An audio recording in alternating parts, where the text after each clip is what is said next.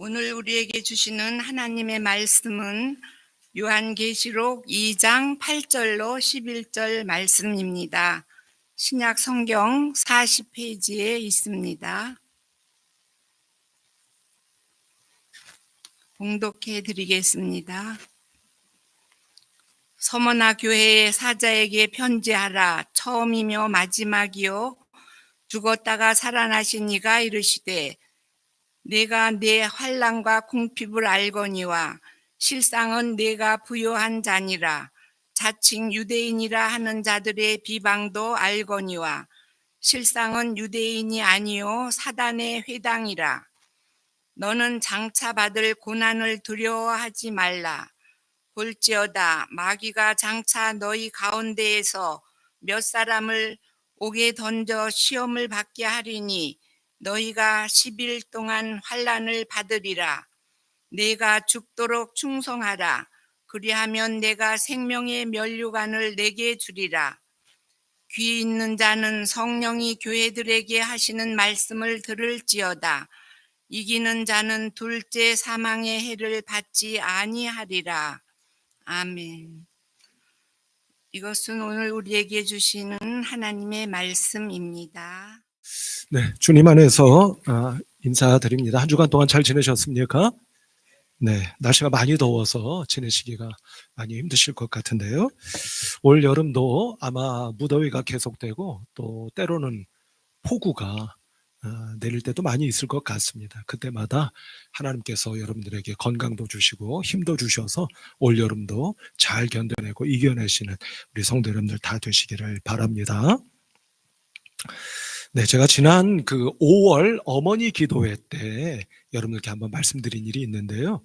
저는 올 봄 무렵에 참 오랜만에 저의 가슴을 뛰게 하고 설레게 했던 그런 일이 한 가지가 있었습니다. 그것은 다른 것이 아니고 아시는 분들은 아시겠는데요. 뭐 아실 분도 계시고 모르시는 분도 계시겠습니다만 김민기라는 분 혹시 아십니까? 우리 교회 집사님 말고요. 혹시 아시나요? 네, 70년대에 아침 이슬이라고 하는 노래를 작곡하고 불렀던 70년대 청년 문화의 아이콘, 상징과도 같은 그런 분이었죠. 그분이 우리 사회가 지난 1980년대 후반에 소위 형식적인 민주화가 이루어지고 나서 90년대에 일종의 문화운동을 시작을 했습니다. 그게 바로 대학로, 해화동에 있는 대학로에 많은 소극장들이 우후죽순처럼 생기기 시작했었죠.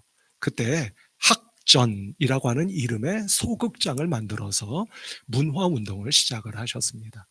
배울 학자의 밭전자 해서 배움의 밭 또는 배움의 못자리라는 뜻을 가지고 있는 소극장이었습니다. 그곳에서 무대에 오르고 싶지만 오를 기회가 없었던 음악인들 또는 배우들 이런 분들에게 무대를 제공해 주었던 그런 때가 있었습니다. 그래서 여러분들이 알만한 분들로서는 포크 가수였던 고 김광석 씨 내지는 동물원, 장필순, 안치환 뭐 이런 사람들이 무대 위에서 노래를 부를 수 있었던 기회를 얻었던 그런 소극장이었습니다. 저도 한때 조금 관심이 있어서 뭐 김광석 씨나 동물원, 안치환 뭐 이런 분들의 무대를 직접 콘서트에 가서 본 일이 있는데 이 학전이라고 하는 곳은 그런 곳이었습니다. 그뿐만 아니라 최근 이 학전이라고 하는 소극장이 30년의 역사를 끝으로 이제 문을 닫게 되었는데요. 이 학전과 관련된 프로그램을 제가 우연히 보다가 어느 한 중견 연기자의 회고를 보고 들은 일이 있습니다. 그 회고의 내용이 이런 것이었어요.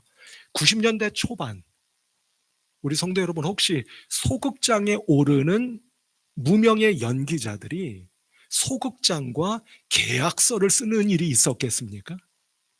그런 것은 상상도 할 수 없었던 시대였습니다. 그런데 이 무명의 배우들과 소극장 측이 계약서를 정식으로 썼다고 해요. 더 놀라운 사실은 이분들을 위해서 보험도 들어줬답니다. 3대 보험인가요? 이런 보험을. 그 시대가 어떤 시대인데 보험을 들어주는 일이 있겠어요. 보험을 들어줬다고 합니다. 그리고 흔히 말하는 월급도 그게 많든 적든을 떠나서 관객이 들어온 수를 정확하게 세서 거기에 상응하는 월급을 배우들에게 또 가수들에게 줬다고 합니다. 그러고 나자 은행에서 연락이 왔대요. 어떤 연락이 왔느냐면 당신은 이제까지 신용불량자였는데 이제 대출이 가능합니다. 라는 연락이 왔답니다. 그 연락을 받는 모습을 옆에서 지켜보던 아내가 그렇게 울더래요. 자기들은 그런 때가 오리라고 생각을 못했기 때문이었겠죠. 그런 일이 있었던 소극장이 바로 학전이라고 하는 소극장이었고 그 소극장을 만들어 30년 동안 운영을 하다 이제는 병을 얻어 결국 문을 닫게 된 그분이 바로 김민기라는 분입니다. 제 가슴이 뛰고 설레었던 이유는 다른 것이 아니고요. 저의 심정을 여러분들께 고스란히 알려드리기가 쉽지는 않지만 저는 이렇게 표현해서 말씀드리고 싶습니다. 세상에 이런 사람도 있었구나. 아니, 세상에 이런 사람도 있구나. 라는 생각이 들었기 때문이었습니다. 제가 이 이야기를 여러분들께 말씀드리는 이유는 오늘 성경 본문 말씀과 관련하여 이런 말씀을 드리고 싶기 때문입니다. 세상에 살아가는 많은 사람들이 교회를 바라보며 세상에 이런 교회도 있구나 라는 말을 듣는 교회가 우리 주변에 많이 있어야 되지 않겠는가 하는 생각이 들었기 때문입니다. 세상의 가치와 문화를 쫓아가느라 허덕이는 교회가 아니라 세상의 앞날을 바라보고 세상을 선도해 갈 수 있는 교회. 세상 사람들을 하나님 나라로 이끌어 가기를 원하고 이끌어 갈 수 있는 실력과 능력이 있는 교회. 그래서 앞서 말씀드린 것처럼 세상 사람들이 우리 교회를 향해 또는 주변에 있는 많은 교회들을 향해서 세상에 이런 교회도 다 있구나 하는 소리를, 그런 말을 들을 수 있는 교회가 우리 교회가 되어야 하지 않겠는가 하는 생각이 든다는 말씀입니다. 오늘 본문 말씀을 보면 그런 교회가 한 교회에 소개되고 있는 것 같습니다. 그 교회가 어느 교회입니까? 서머나 교회입니다. 서머나 교회는 아시다시피 요한 사도가 요한계시록에 기록하고 있는 소아시아 지역, 그러니까 오늘날로 말씀을 드리면 터키, 얼마 전에 이름이 바뀌었죠? 뭐라고 바뀌어졌습니까? 튀르키예로 바뀌어진 나라, 그 지역에 있는 7교회인데요. 그 가운데 한 교회가 바로 서머나 교회입니다. 그리고 우리가 성경을 보면 그 7교회 가운데 빌라델비아 교회와 더불어서 하나님께로부터 꾸짖음을 받지 않았던, 칭찬을 받은 유일한이 아니라 유이한 두 교회 가운데 한 교회다. 이렇게 여러분께 말씀을 드릴 수가 있겠습니다. 그럼 성도 여러분, 서머나 교회는 대체 어떻게 해서 하나님께로부터 칭찬받는 교회가 될 수 있었을까 하는 거죠. 앞서 말씀드린 저의 생각과 연결지어서 말씀을 드리자면 서머나 교회는 어떻게 해서 세상에 이런 교회도 있구나 하는 소리를 들을 수 있는 교회가 되었던 걸까 하는 겁니다. 그것은 한마디로 말씀을 드리면 이런 겁니다. 어떤 상황, 어떤 환경, 어떤 조건, 어떤 형편 속에서도 하나님을 향한 믿음을 버리지 않았기 때문이다 라고 말씀을 드릴 수가 있겠다 하는 건데요. 그럼 성도 여러분, 서머나 교회가 과연 얼마든지 하나님을 향한 믿음을 버리지 않아도 되는, 또는 그럴 수 있겠다 싶은 그런 환경 속에 놓여져 있었을까요? 그렇지 않습니다. 본래 서머나라고 하는 말의 뜻은 쓰다 라는 뜻을 가지고 있는 말이에요. 그러니까 서머나 교회가 맞닥뜨렸던 상황과 현실이 얼마나 힘들고 고달픈 상황이요, 현실이었을까 하는 것을 우리가 그 이름만 들어도 짐작해 볼 수가 있겠다, 이렇게 말씀을 드릴 수가 있겠는데요.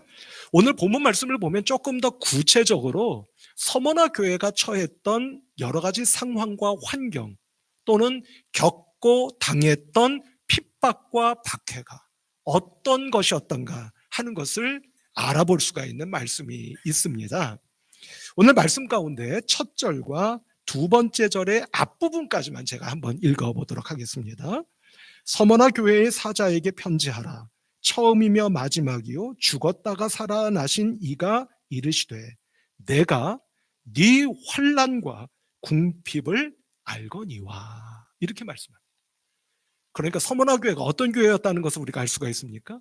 환난을 겪었고 궁핍에 처한 교회였구나 하는 것을 우리가 알 수가 있다 하는 겁니다. 자, 이 두 가지를 조금 구분해 볼 필요가 있을 것 같은데요.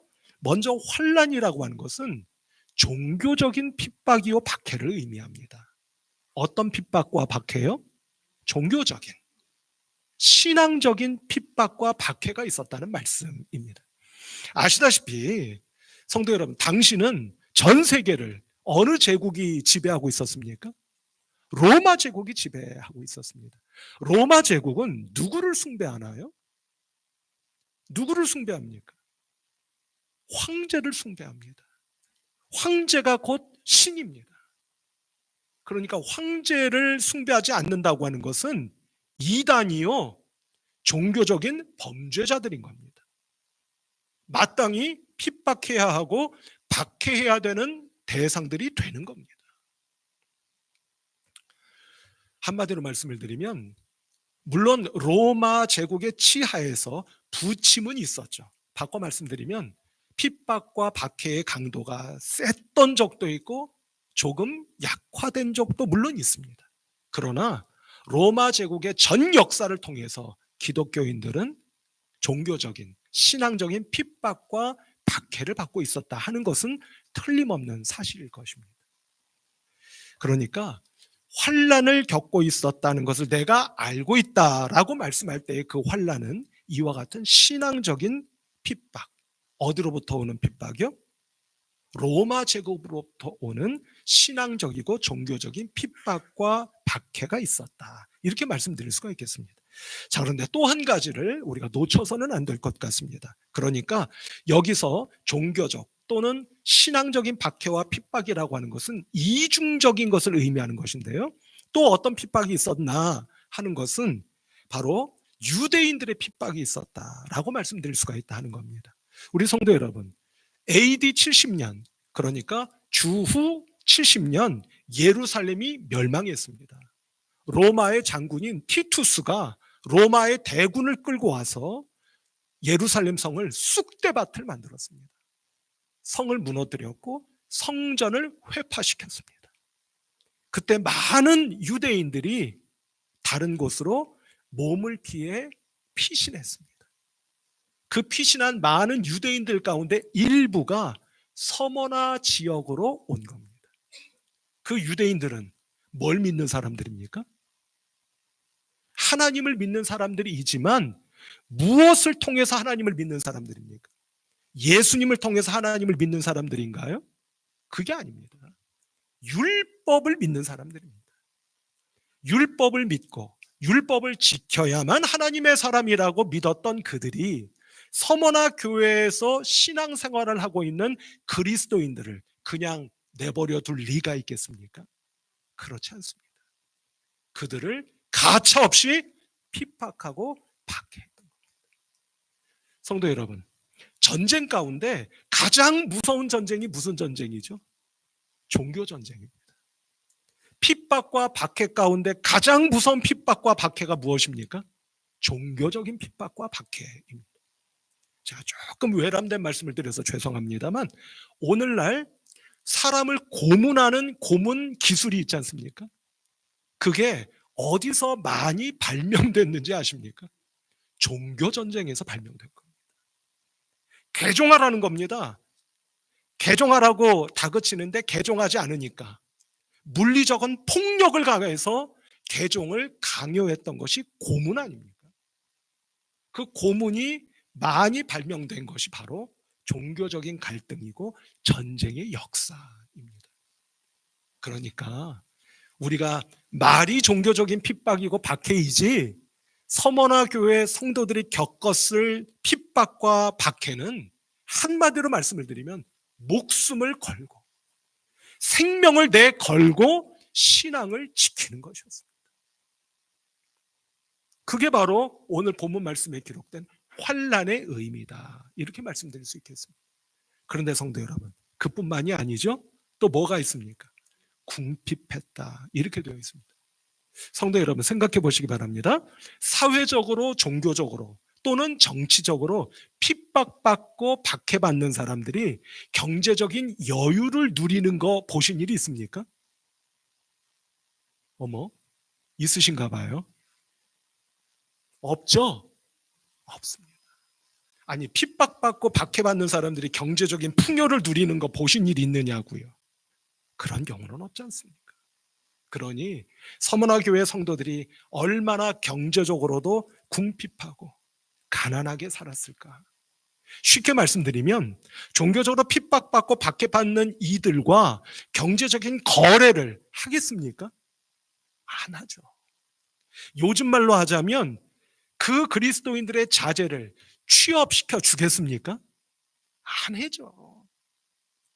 그러니 먹을 것 없고 마실 것 없고 입을 것 없이 살았던 사람들이 바로 서머나 교회 성도들이었다, 이렇게 말씀드릴 수가 있는 겁니다. 자, 그런데 성도 여러분, 이어지는 말씀을 보면 놀라운 말씀을 우리가 보게 되는 거죠. 그게 어떤 말씀일까요? 9절 말씀을 다시 한번 보십시다. 내가 네 환난과 궁핍을 알거니와 실상은 네가 부요한 자니라, 이렇게 말씀하고 있다 하는 겁니다. 겉으로 보기에는 그래, 너희들 힘들고 목숨 내걸고 먹을 것 없이 살아가는 것을 내가 알아.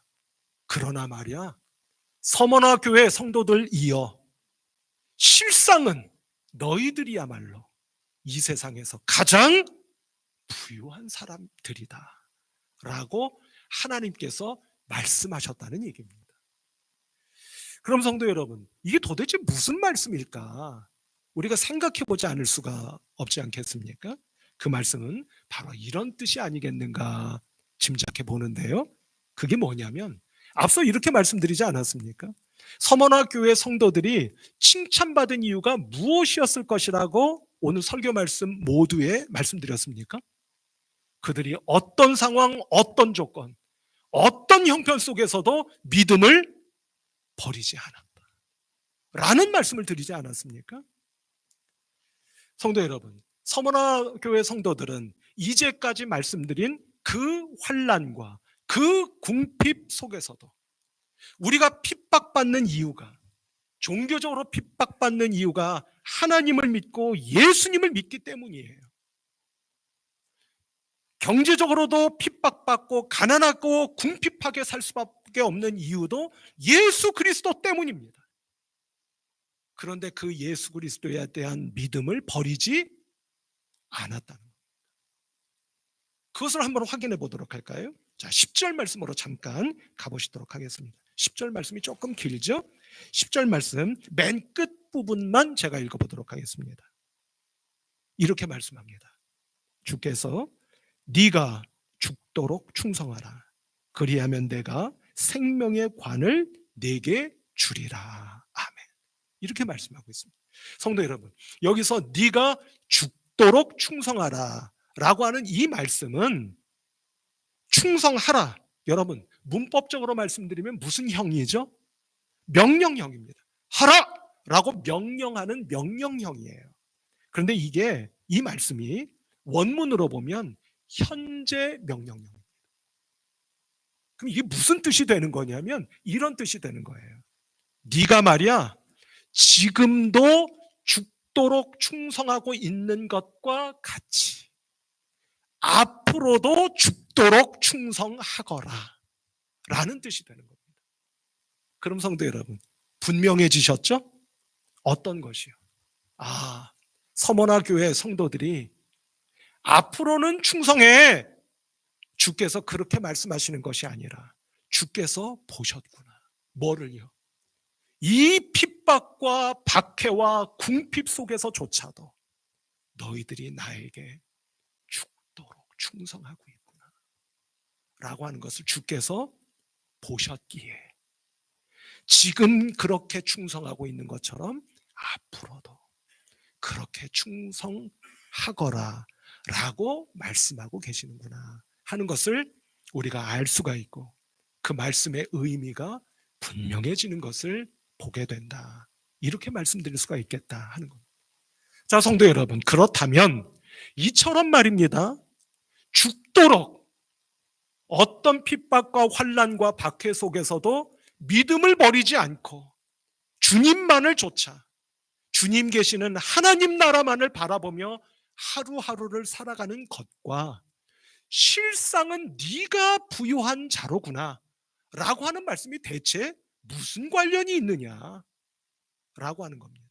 아니 지금 살기 죽겠는데 목숨이 경각에 달려있을 때도 있는데 그게 부유한 자니라 라고 하는 말씀과 무슨 관계가 있느냐 하는 겁니다. 성도 여러분, 그것은 너무나 분명합니다. 명약관화한 거예요. 무슨 말씀입니까? 성도 여러분, 오늘도 어렵고 힘든 가운데서도 주님을 향한 믿음을 버리지 않고 주께서 살아계셔서 좌정하시고 온 세상을 다스리기를 원하고 계시는 저 하늘나라 하나님 나라를 바라며 오늘도 믿음의 발걸음을 뚜벅뚜벅 걸어가시는 성도님들에게는 세상 모든 것의 주인이 되시는 하나님 아버지, 그분 안에 있는 그 모든 것이 누구의 것이 되기 때문입니까? 바로 우리들의 것이 되기 때문입니다. 성도 여러분, 저와 여러분들은 그런 뜻에서 궁핍하지만 결단코 궁핍하지 않은 사람들인 것을 꼭 믿으시는 여러분들이 되시기를 주님의 이름으로 축복합니다. 우리는 어떤 사람들이기 때문에요? 모든 것을 다 소유하고 계시는 그 하나님 아버지 안에 있는 그 모든 것이 바로 누구 것이기에? 우리의 것이기에 그렇다는 말씀입니다. 이 사실을 사도 바울이 고린도 후서 6장에서 아주 분명하게 말씀하고 계시는 것을 보게 됩니다. 고린도후서 6장 8절 끝부분으로부터 10절까지의 말씀을 보면 이렇게 말씀하는데요. 같이 한번 우리 읽어보시도록 할까요? 같이 한번 읽어보십시다. 시작. 우리는 속이는 자 같으나 참되고 무명한 자 같으나 유명한 자요. 죽은 자 같으나 보라 우리가 살아있고 징계를 받는 자 같으나 죽임을 당하지 아니하고 근심하는 자 같으나 항상 기뻐하고 가난한 자 같으나 많은 사람을 부유하게 하고 아무것도 없는 자 같으나 모든 것을 가진 자로다. 아멘. 내가 이런 사람이라는 것을, 우리가 이런 사람들이라고 하는 것을 믿으십니까? 이것을 믿는 한 주께서 살아계셔서 하늘에서 우리 방화동 중앙교회 성도님들 한 분 한 분을 보시며 이렇게 말씀하실 것 같습니다. 내가 너희들의 환난과 궁핍을 알고 있으나 실상은 너희들이야말로 부요한 자로다 라고 말씀입니다. 주께서는 여기서 한 걸음 더 나가시는 것을 보게 됩니다. 어떤 말씀이냐면 10절 말씀, 앞서 네가 죽도록 충성하라 하는 말씀 끝부분에 이렇게 말씀하고 계시는 것 보게 되지 않습니까? 그리하면 내가 생명의 관을 네게 주리라. 아멘. 이렇게 말씀하고 계시는 것을 보게 되는 거예요. 성도 여러분, 서머나 지역은요, 그러니까 서머나 교회가 위치했던 서머나 지역은 이런저런 운동 경기가 많이 열리는 지역이었다고 합니다. 그러니까 짐작해 볼 수가 있겠죠? 곳곳에서 운동 경기가 열리면 그 운동 경기에 승자가 있을 거 아닙니까? 예를 들면 1등한 사람 또는 우승자, 이런 사람들이 있지 않겠습니까? 그럼 그 사람들에게는 뭘 씌워줘요? 면류관을 씌워주는 겁니다.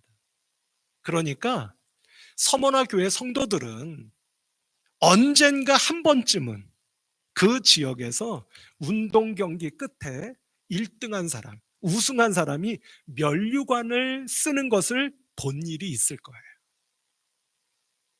그러니까 주께서 서머나 교회 성도들에게 정확히 기억하라 라는 뜻에서 뭐라고 말씀하고 계시는 겁니까?